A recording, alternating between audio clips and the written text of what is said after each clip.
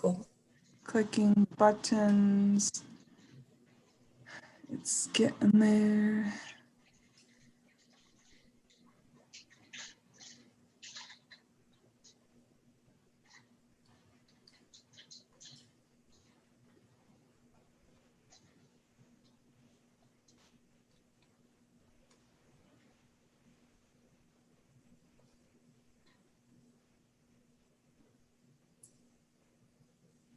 Sounds good. Let's see here.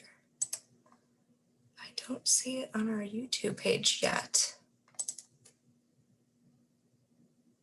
Give our viewers at home a couple more seconds or in their classrooms to hop in and to join.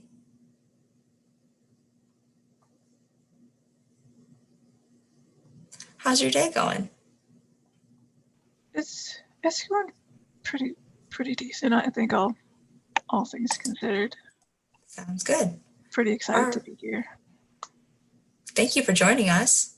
Let's see, so we have 4 right now that are viewing our presentation, which is fantastic. We'll give everybody a couple more seconds to tune in, but we'd like to take this time to thank you all again from either the comfort of your home or in the safety of your classroom to be tuning in today for this special elementary school scientist chat. My name is Lauren Wagner, and I am joined with J.K. Goodbear today, who is a conservation technician at the Field Museum. We'll be getting started in just a few more seconds. J.K., while we wait, do you want to tell the viewers at home a little bit about yourself? Sure.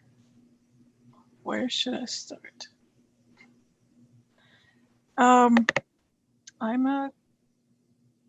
feel like part of it's sort of in the presentation. Okay, then we'll just wait a little bit. Trying to decide how much to share. Wadsworth STEM in Chicago says hello. Hello, everyone from Wadsworth STEM. Thank you all for joining us.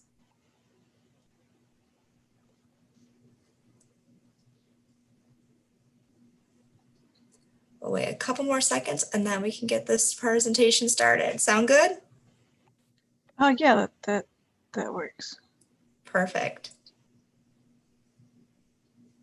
Awesome.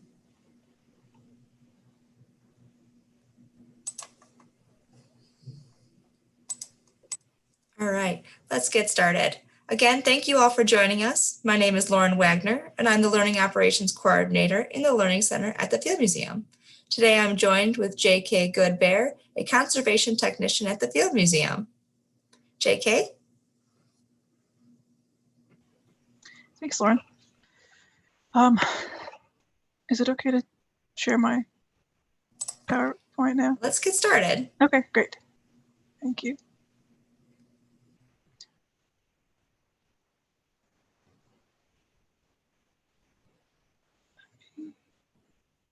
All right, how's that looking? Good to go. That looks great from my end. Great. Thank you, everybody, for joining us today. Let's get started. Let's start with who am I and where am I from? To the left of your screen, that's a photo of me. I am J.K. Goodbear, a conservation technician at the Field Museum. I am Navajo, Mandan, and Hidatsa. Those are 3 separate tribes. And to the right is a picture of the Grand Canyon. That is where I'm from. My family lives just north of where this photo was taken. So that's where I originally come from. I was born and raised on the Navajo reservation. My father is Mandan and Hidatsa, which is a completely different tribe located in North Dakota. So that's a little bit about myself, who I am, and excuse me, where I'm from. Why am I working at the Field Museum? Well, I'm part of a team that was specifically hired for the 3-year renovation of the Native North American Hall. I don't know how many of you have made it out to the museum, but there was a big hall devoted to Native American items. And right now we're in the process of updating that and building a brand new hall. And here's a picture of the team of collections and conservation folks that I work with to build this new hall. What do I do at the Field Museum?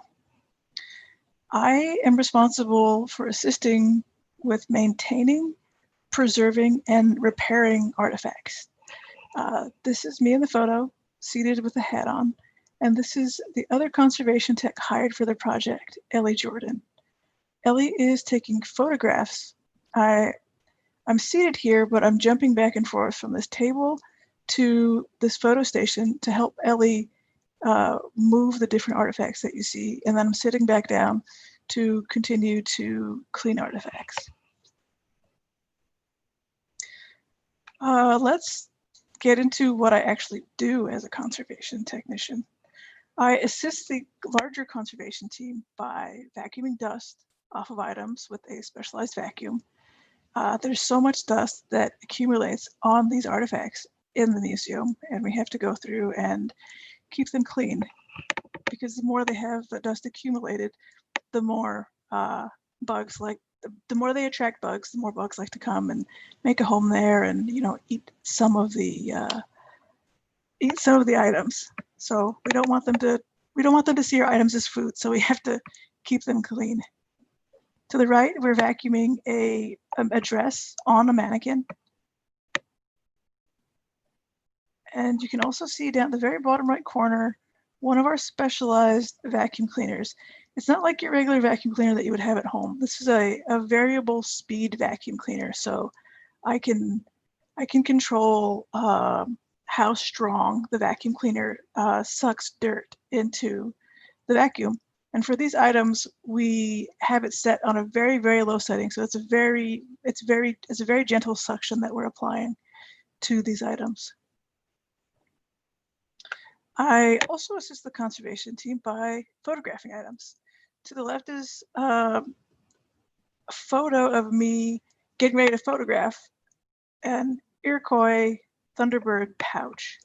And to the right, I'm working on photographing this larger mannequin. So there's a lot of variety in the size of the items that we have to photograph. Now, many of these items that were in this Native North American Hall, they came in during the Chicago World's Fair. So they're over 100 years old, and they don't have any photographic documentation. So it was my job to make sure that every item that was in there got extremely good photos so that we can upload them to our database, and their respective tribal communities that they come from could also see and have access to these photos. I also, excuse me, I also assist the conservation team by helping to plan and carry out treatments. If you take a look to the left, this is Ellie, and this is me. Excuse me. When we were de-installing items, there were quite a few arrowheads that were installed in the old exhibit. Part of what we did when we took them off is we found that here, if you see this item here, I'm running the cursor over, to install these arrowheads, a piece of metal with kind of a nail sticking out, or a pin, was welded to the metal. And it was then glued with a ton of glue onto the back of this arrowhead. And there were these really large numbers that were written on here. Now, for us, the treatment that we did was to remove this ink that had been on there, and to remove this little metal back piece and pin that was glued onto the back of the item. So when I say planning and carrying out treatments, this is one of the things that I'm referring to. If you look over here to the right, this is the front side of the arrowhead that used to have the number that Ellie and I worked on, and we took the number completely off. And here's the back side of the arrowhead where we removed that metal piece with all of the glue. So we really just want to take items out of the case and make sure that we leave them in a better way than we found them, ideally. I also assist the conservation team by cleaning items that are huge, like these totem poles. So we can go from very small to, you know, arrowhead sized to ginormous. These totem poles are about 35 to 40 feet tall. This was one of the larger projects that we worked on as a team. If you look over here to the left on this cherry picker, this is my boss right here in this bucket, cleaning the very tops of the totem poles. This work took us a number of days to complete.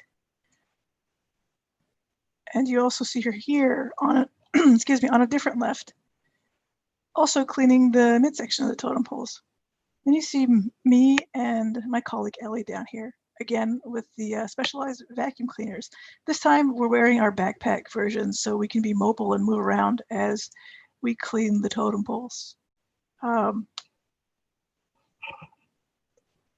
I want to share one more picture of the totem poles just to show you how high up you have to be to clean these, and what the perspective is like when you're looking down trying to get these totem poles clean and give them the care that they need and deserve. So when we were hired, over here to the left is what the old hall looked like. It was full of cases. It was full of various Native American items all the way through this giant hall. After a year and a half of working, we removed everything from the cases. The cases were taken out, and this is what it looks like now. It's completely empty as we prepare to get it ready for the new Native American exhibit that's going to be going up.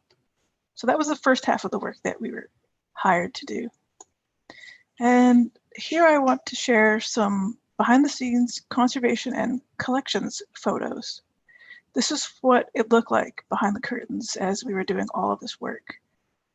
Here's Ellie and I working to identify items and identify materials on items.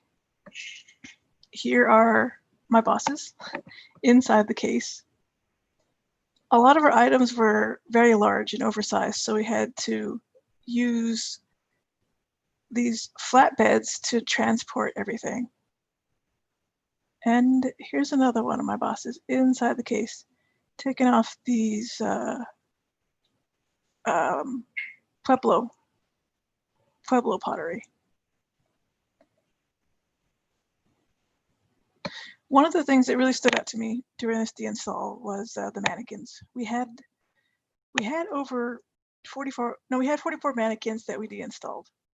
And at one point, towards the end of all the deinstall work, we had mostly mannequins left. So we were overwhelmed with mannequins towards the very end of the project. So we had so many of them that were coming in and coming out of the cases that we had to figure out some type of system, because everything had to be photographed when it came off, so we could note the condition of each item. So down here is where the photography is happening, and here's me helping out with the photography.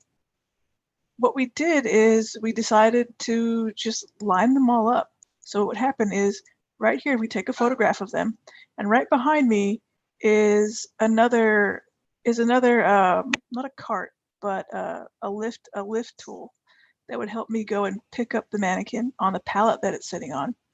So we'd photograph it, I'd put it on this pallet, and then I'd pull it all the way down here and bring it to the end of the line.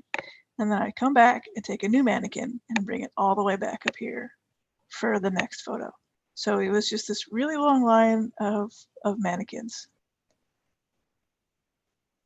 When we were all done, here's an example of the photos, that we were able to take. Now there are 44 mannequins that we deinstalled, but here we only have 39 pictured. These are representative of various Native American communities throughout North America. I want to switch gears a little bit, and I want to share a little bit about what I did before I got to the Field Museum, and some of the activities that I did and learned to help me to be good at my current job that I do.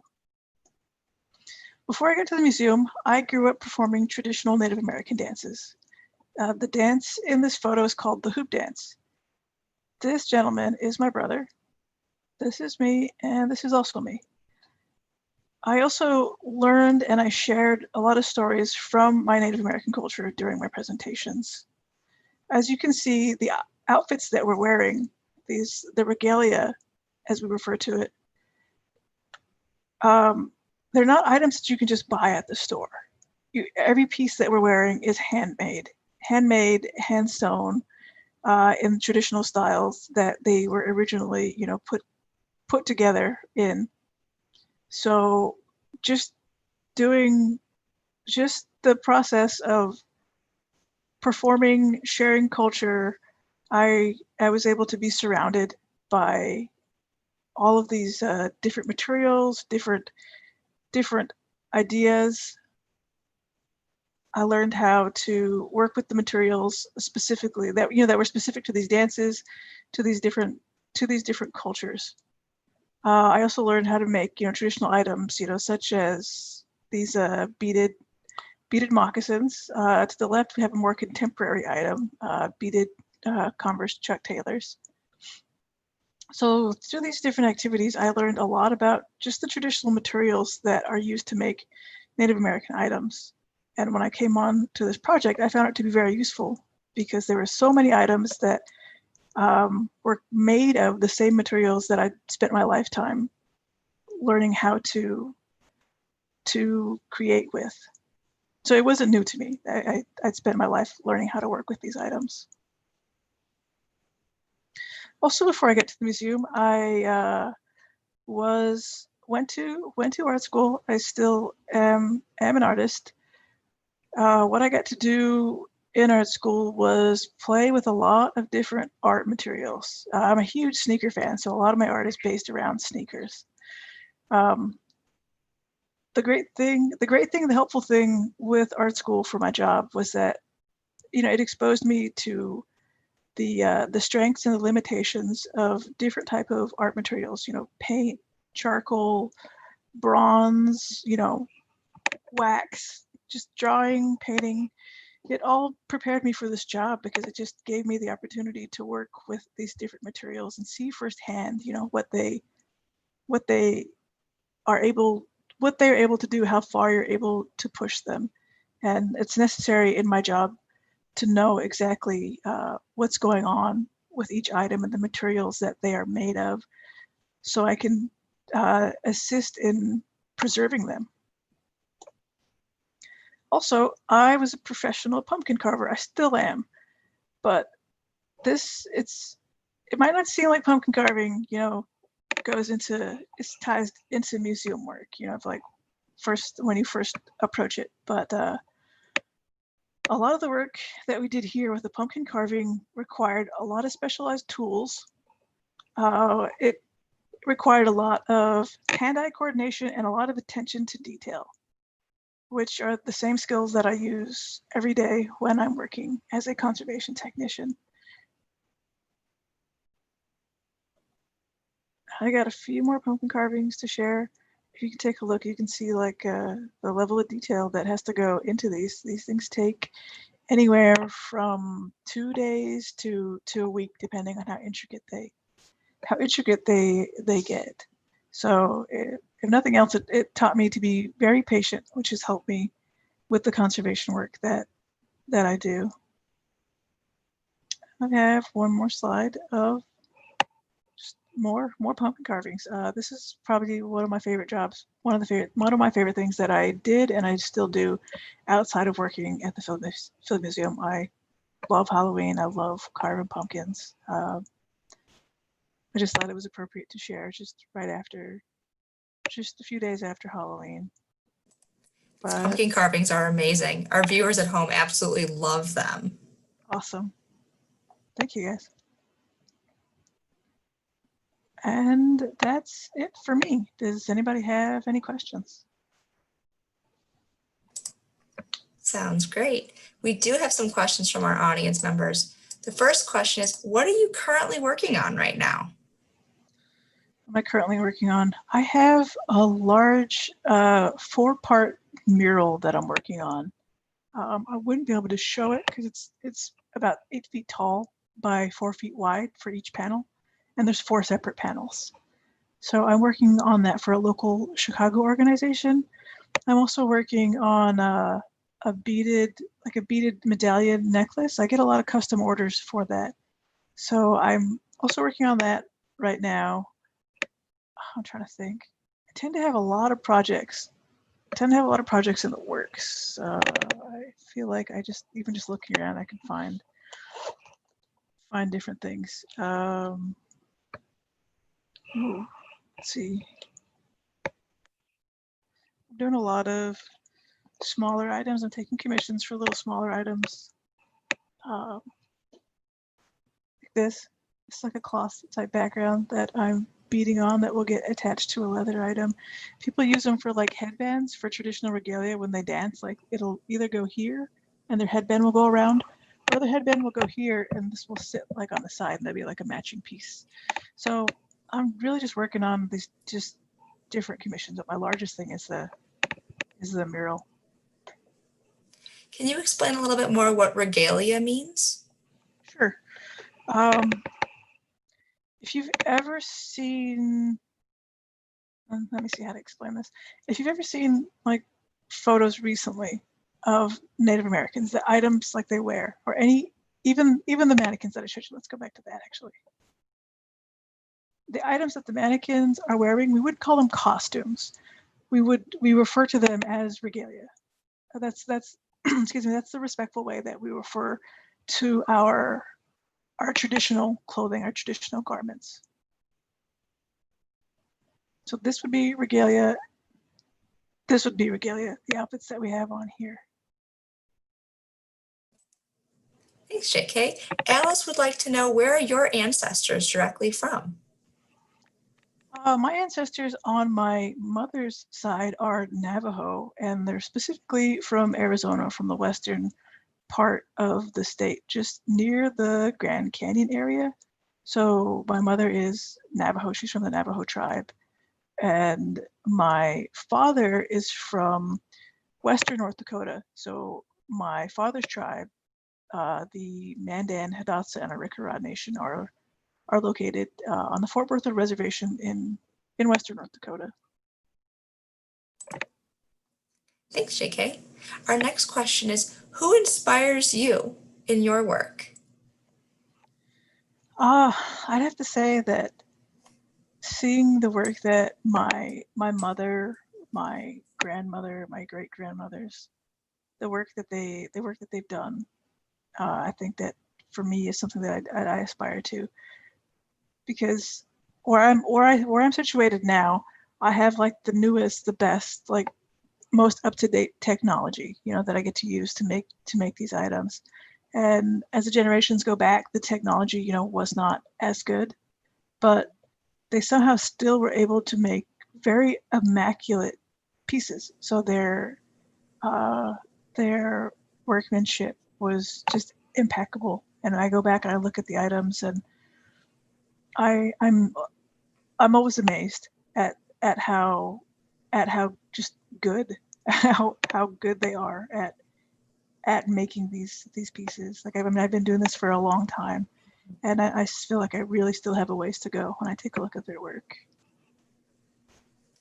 What was your dream job as a kid? Oh, that's a good question. I feel like I had a lot of dream jobs, and I feel like I've done a lot of them. I wanted to be a professional golfer, and I ended up playing golf pretty much throughout junior high and high school and college. And when I got to college, I played golf. I played golf there competitively, and I decided that I was going to do something else. But I was very close to that goal of being a professional golfer. But I got to talk to a lot of other professional golfers during that time and ask them a lot of questions, and realized that it wasn't necessarily what I wanted to do. I think at one point I wanted to run away with the circus, and I did. So I worked with Cirque du Soleil for a number of years. I've been an actor. I've played a lot of different sports. I think I always knew deep down though that wherever I was going to end up, there was always going to be art. I was always going to be an artist, and there was always going to be art involved in some aspect. So speaking of your art, one of our questions comes from the kiddos at home. What is your favorite pumpkin you've ever carved? Oh, that's a really good one. My favorite pumpkin. I carved, let's see. Oh, there's so many. I would say one of my probably top three would be I carved a pumpkin of I'm not sure how many people are going to understand this reference, but I carved a pumpkin of David Bowie, and that was probably one of my favorite ones. I kept it until it completely liquefied and like was nothing because I just didn't want to throw it in the trash. I just loved it. I just loved it so much. And I also love a lot of the horror ones that I do. I did like a Frankenstein. I did a Dracula,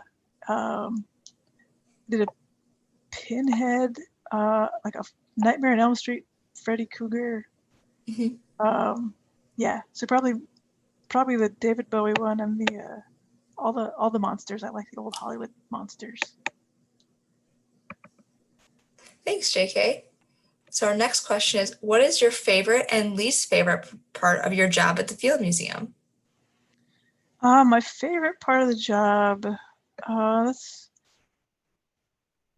say there's two parts of it. From a responsibility standpoint, my favorite part of the job is that I am probably one of the first. I'm like the first set of Native American hands that has gotten to handle a lot of these items since they left their Native American communities over 100 years ago. So I'm the first person who gets to do that. So that's something that is a privilege, and I really enjoy that aspect of the job. And also, I really like the team that I work with. The team that was assembled is such a great team. It honestly, I mean, it's work, but it feels like you're going to hang out with your friends just because the team dynamic is so good. What I don't like about my job is that because of everything going on right now, we're not allowed to be in the museum together. So it's kind of hard when you don't get to hang out with your coworkers who really feel like your friends. You just kind of start to miss your friends. When you talked about the artifacts that you've worked on, why do we keep them in cases?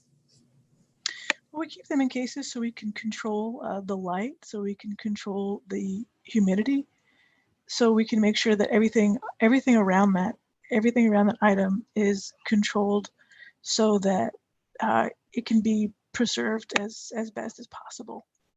And then my team is the team that decides how high, what the humidity level needs to be, what the light needs to be like in these cases, how they need to be displayed. That's also our team that decides all that. But the cases are all custom built for the items to give each item the best protection that we're able to give them. Is every item that is on display, is it real or are some of them replicas? The ones that were in Hall 8 in the Native North American Hall, they were real. They were all real items from tribal communities. One of our viewers at home would like to know, did you ever or have we ever preserved food for the collection? Yeah, we have actually. One of my favorite things that I took off display was some squash. It was squash cut in loops, and then they pulled those loops through each other, so they kind of made a chain out of a bunch of different squash. So it was like squash loops chained together and then folded into kind of a square, but like a big square, like maybe 1.5 feet, 2 feet. But it was a way that that specific tribe would preserve their squash for the winter. They would tie the squash together and let it dry like that. So when winter came, they could just put that into a pot and rehydrate it and eat it. It got really, really dusty sitting in the cases. It was kind of grayish looking, but after we got to spending some time with it and cleaning it, it brightened up a bit, and that was probably one of my favorite things because I love pumpkins. I love everything squash. So That's awesome. That sounds really cool. Our last question is, what is the oldest artifact that's on display? from the Native North American Hall, or Yes, we'll do the Native North American Hall. That's a good question. A lot of these items actually don't have like specific dates to them.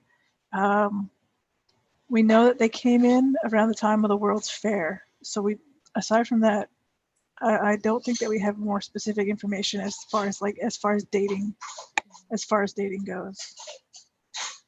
That's a good question though. I've wondered that myself. Thank you, JK, and thank you for your time with the presentation. And thank you all at home or at school from viewing our presentation. We hope you guys enjoyed JK and her talk about her conservation work at the Field Museum. And stay tuned for our next month's elementary school scientist chat.